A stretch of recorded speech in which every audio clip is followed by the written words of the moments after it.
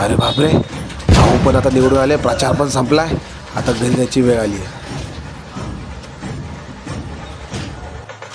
आई आहे का? आई, काय रे, का आलास? आलास आलो आलो. मग? भूक लागली आई, म्हटलं बरेच दिवस झाले जेवलो नाही घरचं, म्हणून आता घरी आलो जेवायला. मग हा, आता काय 15 दिवस तर जेवत होतस. हा, आता निवडणूक संपली. संपली, हा, आता घरची आठवण आली. आता घरची आठवण आली. 15 दिवस तू जेवलास, आता ते 5 वर्ष जेवतील पोटभर.